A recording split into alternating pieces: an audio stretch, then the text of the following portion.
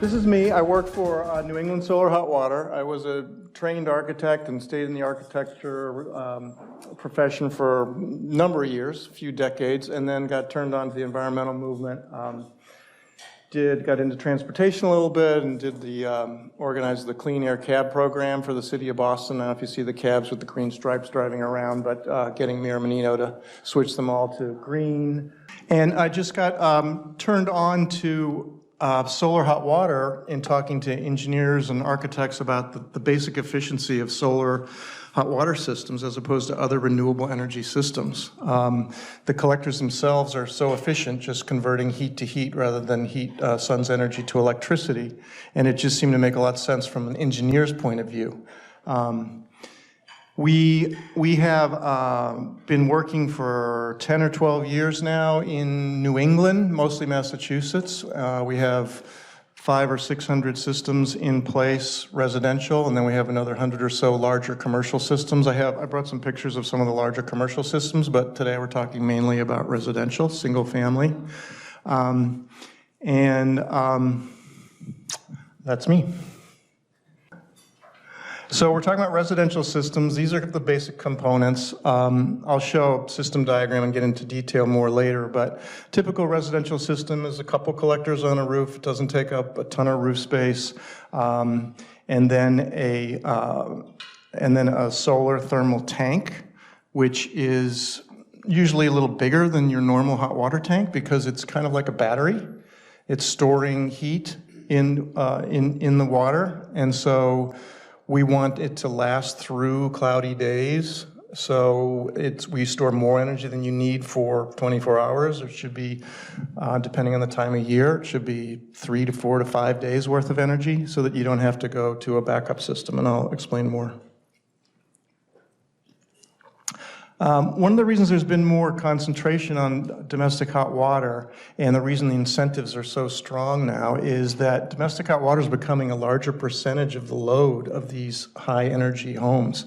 Maybe you've seen this chart before, but the gray being the space heating, the red being domestic hot water, the left being an average home, and on the right, a net zero home. And you can see how domestic hot water is also all of a sudden becoming a huge percentage of this smaller load because there aren't a lot of options for it.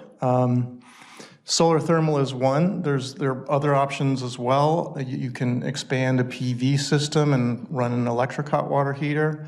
But renewable-wise, there just aren't a lot of options. So there's been a lot of focus on domestic hot water. We like it because right in Massachusetts especially, there's a few states throughout the country with that are pretty forward-thinking on solar hot water. Massachusetts is way out there. We have incredible incentives that I'll talk to you about. And of course, the operating cost using free renewable energy from the sun is very low. And then that obviously equates to low greenhouse gas emissions. This is some data put together by Abode for this presentation, comparing the different options on domestic hot water. You got solar thermal with electric backup on the top, the green being the annual cost, and then the full bar showing you the 10-year cost. And you can see the only thing that's really competitive with solar thermal is down at the bottom. You've got a natural gas on-demand system, which maybe some of you are familiar with. Those are very efficient. And of course, gas is really cheap, so they compete. And then another option is a heat pump water heater on operating costs. They're actually fairly similar, heat pump water heater and solar thermal with electric in terms of operating cost. There are other issues with heat pump water heaters, but I'll talk about those later. The install costs in Massachusetts, you can see solar thermal, that big long bar there, that's it's a little bit higher than our normal system cost, but $10,000 to $12,000 range is a system cost for a solar thermal system. But with all the incentives that we have now, federal and state, the net cost to the customer is down in the 2,000 range. So it's almost getting down to just buying an ordinary gas-fired domestic hot water tank. The difference being the solar thermal you're not going to be replacing because we use all stainless steel tanks with lifetime warranties, so there's no replacing every 5 to 7 years. Then net cost 10 years, so this puts the install plus the operating costs, and again, solar thermal is the winner on this, putting those last two slides together. And then the emissions is where we really shine. You can see here in the graph on the right, the other standard fossil fuel answers in the first two bars, solar thermal with electric, and then if you have some extra PV production, you could cover the backup load on the solar thermal, the electric backup, with a few PV panels. Then you'd be entirely renewable with no CO2 emissions. I don't know, everyone looks pretty young here, but this is giving you a little history. It's solar thermal is not new. I think someone showed me a system diagram from 1901. It's pretty, it's such a simple technology and obvious that people have done all over the world for centuries. But in the US, it became very exciting in the late 70s when Jimmy Carter mounted some solar thermal panels on the White House. And there was a bump in installations, especially in the Northeast and Massachusetts, a real bump. And we're just now seeing, these were done 79, early 80s. And we're just now replacing a lot of these systems. It's very robust technology. The collectors, the tank, everything is very robust. So we see 30, 40-year systems where people call us and say, can you make this work a little bit better? They don't want to replace it. Because incentives are so good now, generally we are replacing now, but it just shows the durability. We mainly use, and as we say, the industry is very mature. All the equipment is manufactured worldwide. They're hotspots of solar thermal where it's very popular. Middle East, Asia, Europe, more so than in the US generally. But the equipment is very mature because of that. And in the Northeast, we mainly use it for domestic hot water. The reason being our winters have such low sun value. So if we were to try, and we do this, we do combination systems that offer space heating as well. But if you try to do that, you need a lot of collectors to collect that little bit of sun in the winter, and then they're not used for 6 months of the year. So it's very long return on investment. So we don't usually look at space heating. We have some customers with unlimited budgets and extreme environmental footprint worries. And so we built a number of them, but not common. This is a diagram of a typical retrofit solar hot water. So the tank on the right is the tank that's existing in the home on the diagram, and also in the photo here. An existing, it could be anything. It could be an on-demand, it could be a gas-fired, it could be electric, it could be a boiler with a tankless coil, it could be an indirect tank attached to a boiler, anything. All we do is we reroute the cold water feed into the existing tank, and we route it into the solar tank and then back to the existing tank. So the water's preheated by the solar system. And if it's hot enough, which if it's properly designed is most of the year, the backup tank will not have to go on. It may fire some in the wintertime to make up for the solar, bring it up a little higher temperature, depending on the design. The solar side of it, you can see the collectors up on the roof. We're running two pipes up and back. They're small, couple inches. We use corrugated stainless steel piping that actually comes in a roll, pre-insulated with a sensor wire all packaged together. Up through gets heated up. We also do something called a drain back design, which has been really important for us. We started out doing pressurized systems, which are common in the 80s, and they really have some maintenance issues because they need to be perfectly tuned. The amount of fluid, the pressure all has to be just right, so they really need to be maintained a little better. People in Europe love those because they like fiddling, but US customers don't like those. They don't want to even think about it. They want to forget about it once it's installed. So the drain back system is designed so that the fluid, the solar loop is actually not pressurized. and the solar fluid will drain back into this small tank. You can see the little white tank in the photograph when the system's not running. So the collectors can't overheat or freeze. You can see the heat exchanger in the bottom of the solar tank. These tanks, the one pictured here is a stainless, or actually made in Massachusetts, HTP. They're a manufacturer that makes boiler tanks. They're very well known nationwide. They're wonderful tanks. So they just add a coil at the very bottom for the solar loop, and that heat just rises. There's a controller. You can see the little box in the top of the tank there. Controller, that's the brain that just decides. It has sensors in the collectors, sensors in the top and bottom of the tank, and decides when to run, when to turn off. Basically, when the collector is hotter than the tank, it runs up to a limit. The tank we will let go to, we'll set the set point fairly high, higher than most hot water tanks, since it's free energy. So we'll let the collector collect heat up to maybe 140 degrees, even higher sometimes, so that you have even more energy to get you through the cloudy days. And then we add a mixing valve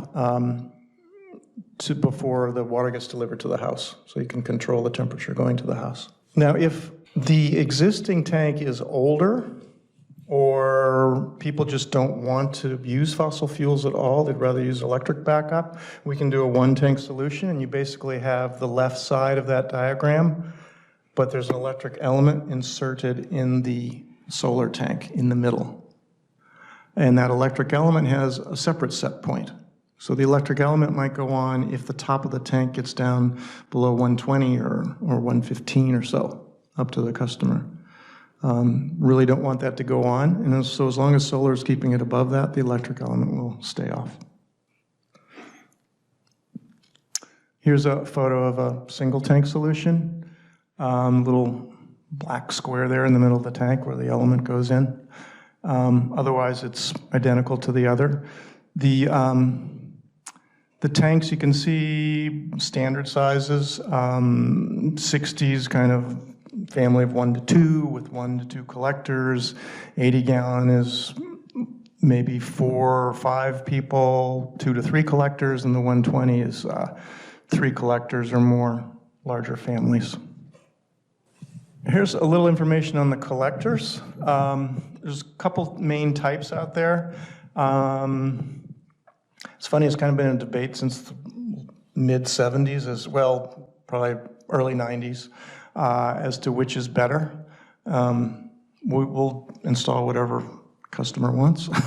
But generally the flat plate tends to be the most economical in terms of the rebates that are available and the cost. The way it works is pretty simple. If you've ever touched the dashboard of your car when the sun's hitting it, even how much hotter that is, and even the air in the car. That's basically what's inside, below that sheet of glass is a big copper plate that just gets super hot. And there are copper pipes that are attached to it that collect that heat and run it down to the tank. And that's all that's happening. So the collector itself is insulated and it's fairly tight, but it's not that essential to seal it super, super tight. That's why some of these older systems are still fine. They've lost all their insulation, air's blowing in and out of them, but still that plate is getting super hot and they still work. The evacuated tubes are a little different. They have, the tubes are actually a vacuum, so they have super insulation value. They have little absorber plates inside each tube, long strips with a little pipe attached. So it's the same idea, but they separate them out into these glass tubes. And because they're in a vacuum, the insulation's really great. It can be, the plate can be 200 degrees plus, and you can touch the glass and not feel any heat at all. So they work really well in wintertime. They're a little more expensive. They take up a little more area. They're a little newer, so they're not quite tried and true. Flat plate on the right. They've been around since Jimmy Carter and have shown their durability. And then what I said about tubes, a little more expensive. And they also take up a little more area for production. We use tubes pretty much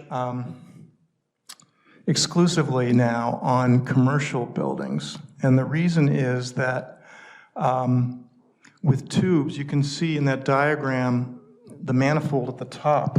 That's the solar fluid that goes down to the tank. Everything is up in the top in the manifold. The heat pipes, they actually have a little teeny bit of fluid in there that boils and steam comes up and they exchange heat with the main solar loop. On commercial jobs, then, it makes it very easy to do a drain back system for commercial jobs with the tubes, because they're generally flat roofs, tilted up collectors, and we just tilt them so that we get a really nice gravity drain back. The fluid, by the way, is generally a glycol water mix. So even though we have drain back where there's very little chance of freezing, we do add glycol just to have belt and suspenders. But we have some commercial jobs that are so perfectly working in terms of gravity and the drain back function that we just use pure water because it is a better heat source than the combination. Because we don't need a lot of roof space, we can get real creative about where the collectors go. Can usually almost always find some little roof space, or even on north-facing roofs to face back towards south, we can tilt this diagram on the left. And a lot of times that's in a rear roof that you can't see, so people are okay with it aesthetically. We can also mount on walls and do awning mount. And you can see on the flush mounts that they're pretty much look like a large skylight, so people are pretty happy with the aesthetics.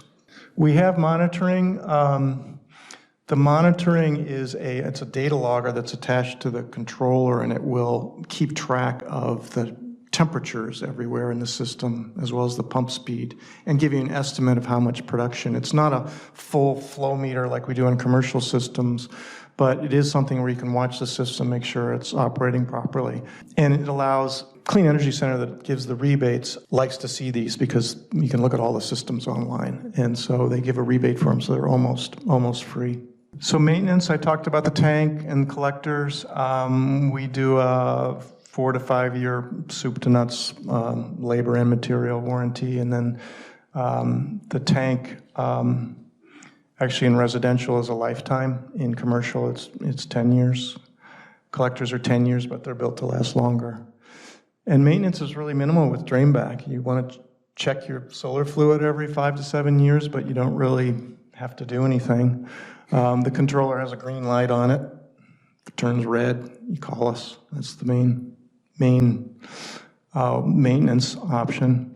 The pumps, the little green pumps at the bottom, they might have a 10 to 12 year life, but they can be easily changed out. Any plumber can do that.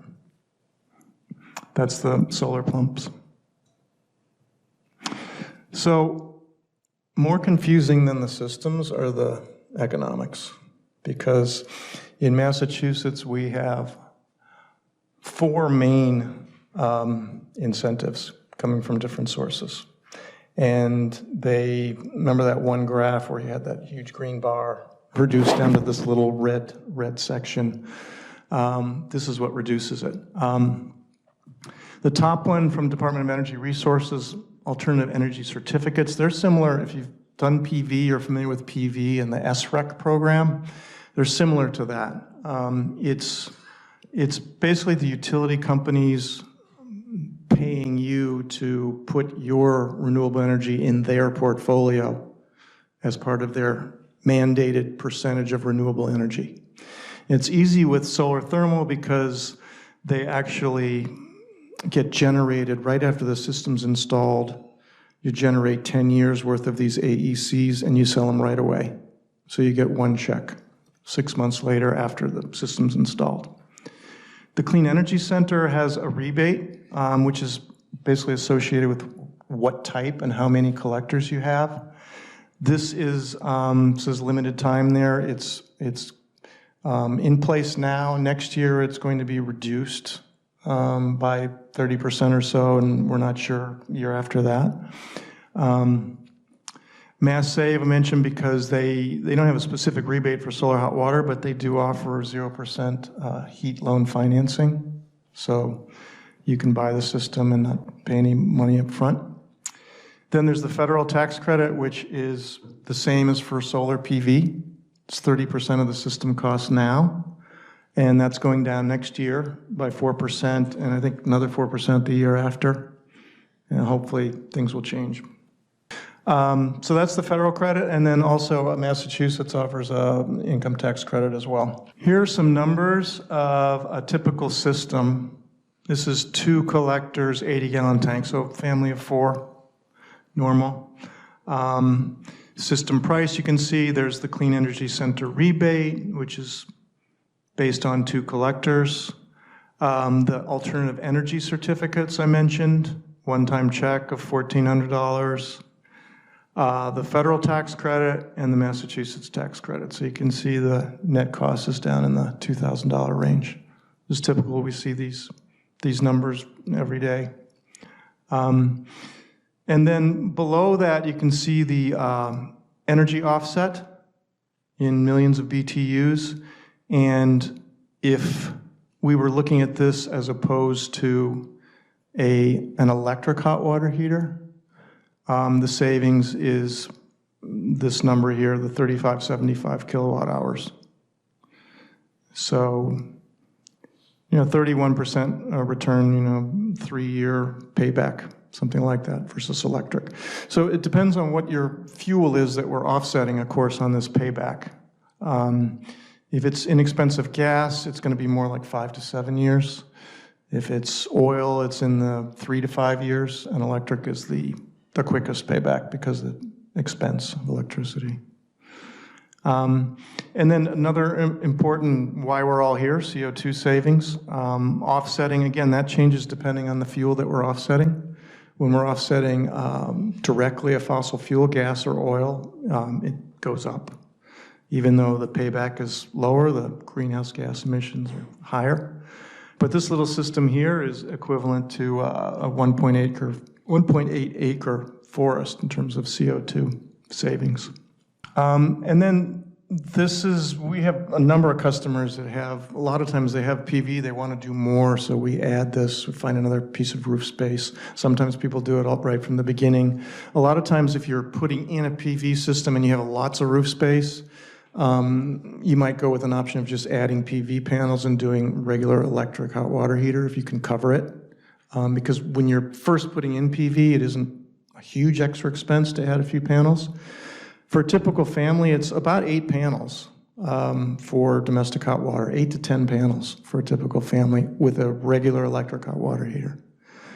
Solar thermal offers less roof space, smaller area, so sometimes that's the choice.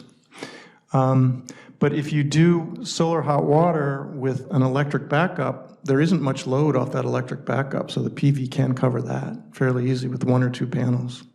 And then you're totally renewable. So here's a look at life cycle. So we've got the install cost in red, and then all the operating cost in gray. And we're just highlighting solar thermal and PV. So you have a couple solar thermal collectors and a PV system covering your backup. And of course, there's no operating cost. It's all from the sun, but you have an install cost. But still together, it's much lower than all the other options that you have there. Solar thermal with electric backup, the last bar at the bottom, that's if it's not covered with the PV. So you are paying some electricity for the backup, mainly wintertime.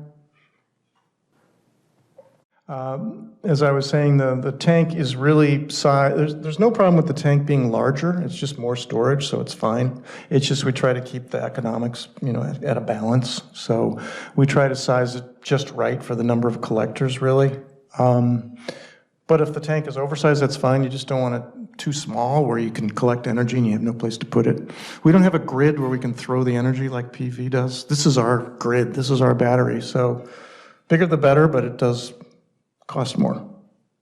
Just going from an 80-gallon to I quoted this the other day, going from an 80-gallon to a 120-gallon tank is $1,000. So it's a big impact, but wouldn't hurt the system.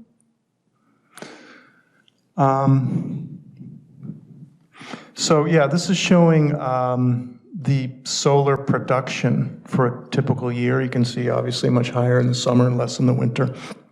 So those winter months at both ends of that graph is when the electric resistance would come on. And maybe that's 20% of the load. And there's some numbers there, cost for that backup. Yeah, for new construction, this makes sense.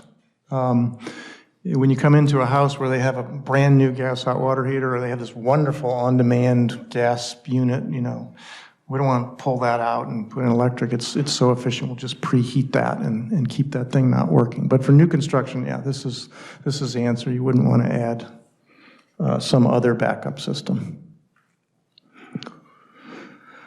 A few things about, during design and construction for new construction.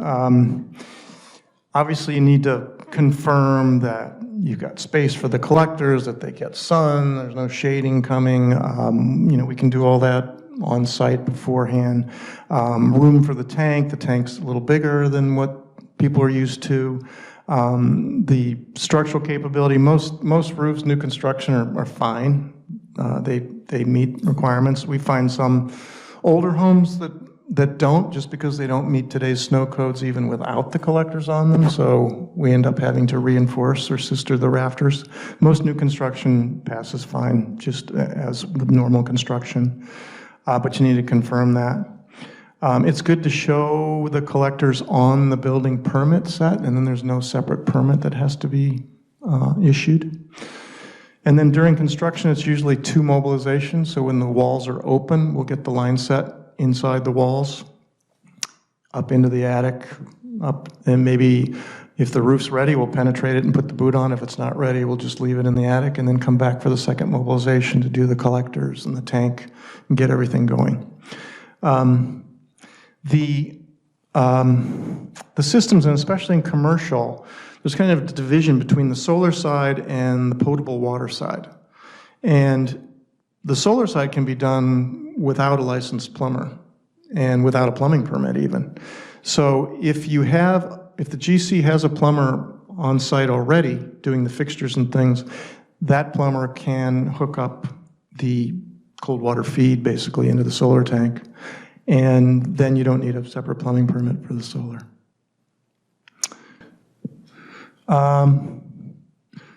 Some considerations, obviously shading.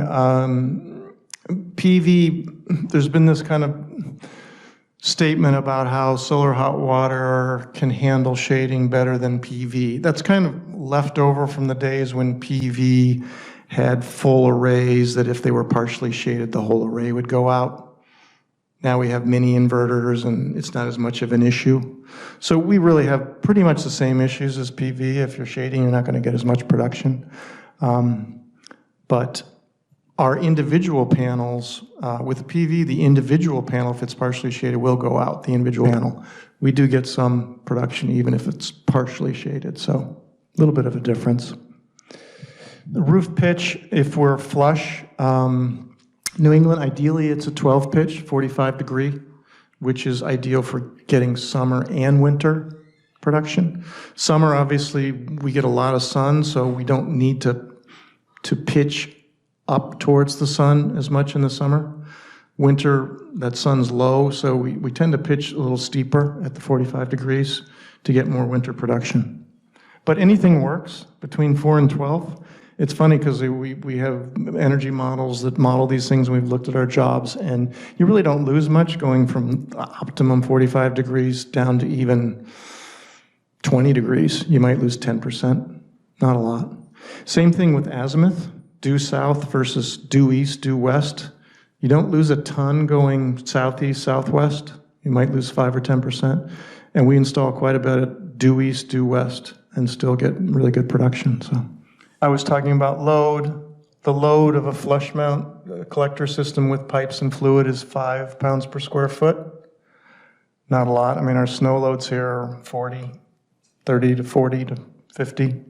So it doesn't add a lot. So most new construction are already designed to handle that additional 5. If the collectors are tilted, there's extra hardware, and then it's up to 8.5.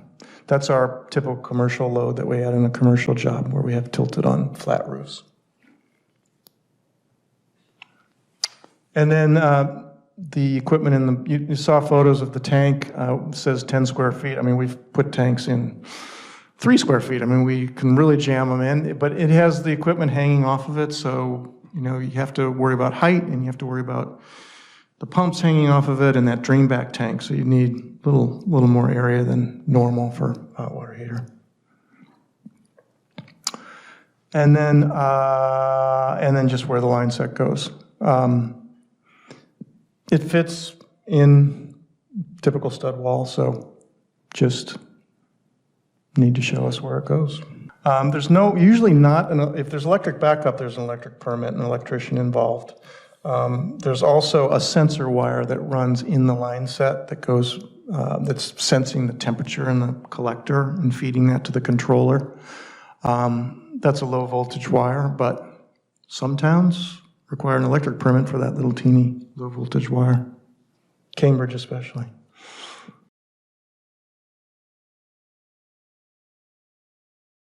I have some examples of this one in particular. I don't think I had a photo of an awning mount, but I really like awning mount because you can combine kind of a passive solar use for the collectors where they'll block that summer sun and let the winter sun in, and then also be collecting energy. So that's a really nice design, I think. And this one, where you got a combination of PV and solar thermal. So you can see the PV, if they were to try and do domestic hot water for that house, they wouldn't have enough roof space if they just had an electric hot water heater. So the solar thermal made sense. This one shows the mounting detail for the boot for the pipes going through the roof, and also where the collectors, the mount for the collectors. That mount, that aluminum flashing mount on the left for the collectors, is the one all solar installers throughout the country use. That or something similar to that. So it's really tried and true. People ask about leaks. I mean, if we were fixing leaks, we'd be out of business. So that's true for all solar installers. So it seems it's proved itself. So no issues there.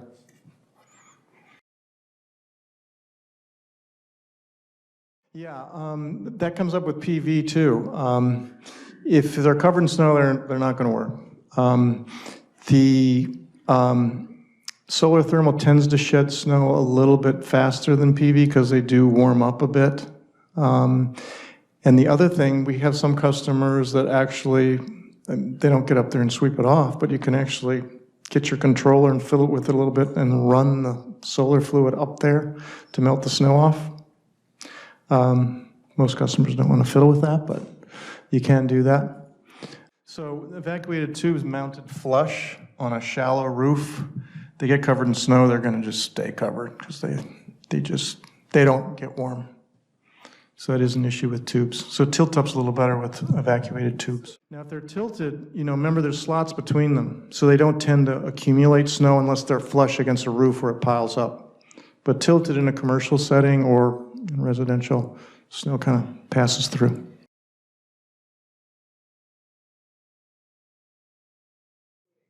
It can troubleshoot because it has, I could go back to that slide, but all those little lines. It has a historical record of the temperature at the bottom of the tank, the top of the tank, and the collectors.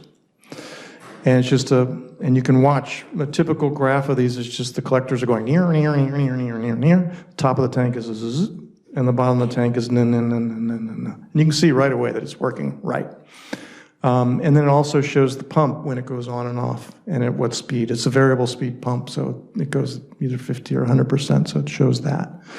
So, and then there's a live view. I didn't show that, but there's a diagram that actually shows the system, little diagram of the system and what temperature everything is. So yeah, it's a great way of looking at it live to see if it's working properly, and then the historic record too. It doesn't do a real accurate estimate of the production. People say, well, how much energy am I saving? How much is that electric element going on? It doesn't really do a good job of that because we don't add a full utility grade flow meter and really measure like we do with the commercial systems. It's just too expensive. It'll do a little estimate, but the big test is for a lot of people is they just flip the breaker switch on the electric element back up, And then they know it's not working. And, maybe in the winter they're going to flip it back on, but that's the biggest test.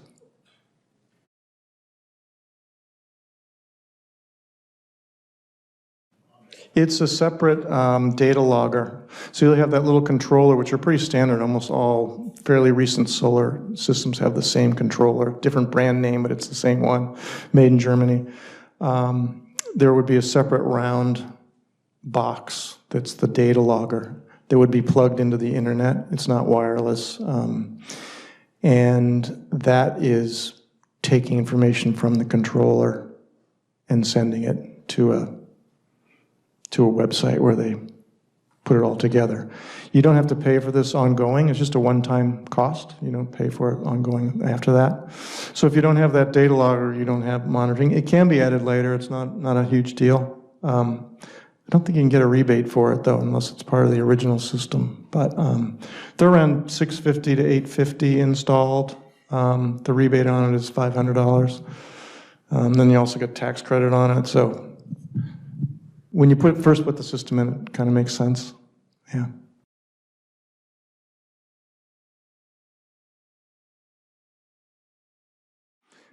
We get asked that often. That's what you're looking for? Yeah. The issue with hot tubs is that most of them are plumbed with very inexpensive, very low-life plumbing, PVC pipe, etc. And when you try and integrate a solar system where the heat is going to vary quite a bit and can get very hot or not be so hot, it doesn't tend to integrate very well. Pool systems, on the other hand, work better because all we do is use the existing filtration system, which has a pump. It's pumping the water all the time in the pool anyway. And all we do is put a heat exchanger on that filtration system. There's no tank. The pool is the tank. And exchange heat. But hot tubs, we kind of shied away from them.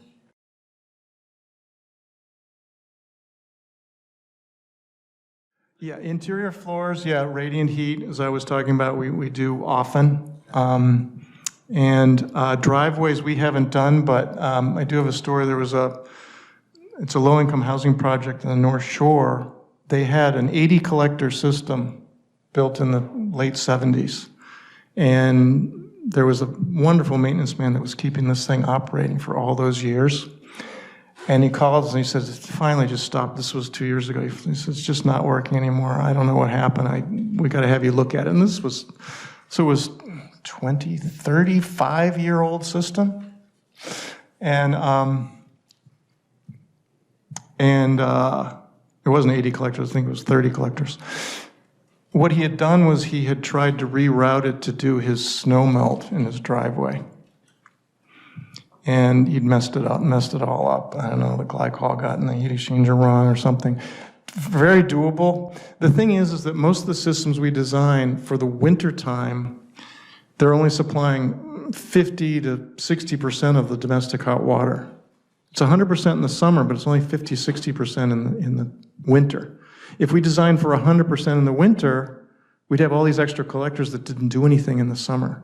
So we don't have a lot of extra heat for driveway.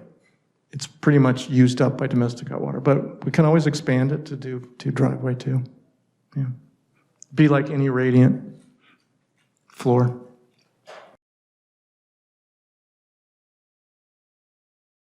Two is kind of optimum for a family of 4 in terms of use. And if you get a third one, it's fine. In fact, the numbers, I didn't show a comparison there, but the rebate goes up, all the incentives go up when you get a third collector. There are caps on these, so once you get to 4 and 5, you kind of lose that. But when you add a third collector, it's almost the same cost, and that third one is really helpful in the wintertime. Summer, you don't really need it, but in the winter, you get more production. So a lot of people, if they have the space and feel like it, they go to 3, even if it's a family of 4. Yeah, to add the third panel, I think we charge $1,500 to $2,000 on the top, but on the bottom it's $100 or $200 difference on your net cost because the rebates go up. Yeah, The tubes have higher rebates because they're more efficient, but they're more expensive too. Yeah, in fact, the rebate, I don't know what our competitors do, but we actually file for the rebate and have it sent to us. So we take it off of the system price for the owner, which is something to keep track of because the owner might be writing us a check for whatever, $2,500 less than the system price, but their tax credit is based on the system price because that is the customer's rebate. It just happened to be sent to us, but that's the customer's cash. So that's something that, and then the whole idea of rebates, whether they're taxable income or not, is another thing that we get different opinions from accountants. It is a rebate of money that's been paid into through utility bills, so many accountants say, and even big commercial accounting firms have said it's not taxable, but others are more conservative, so that's something to think about. Thank you, guys.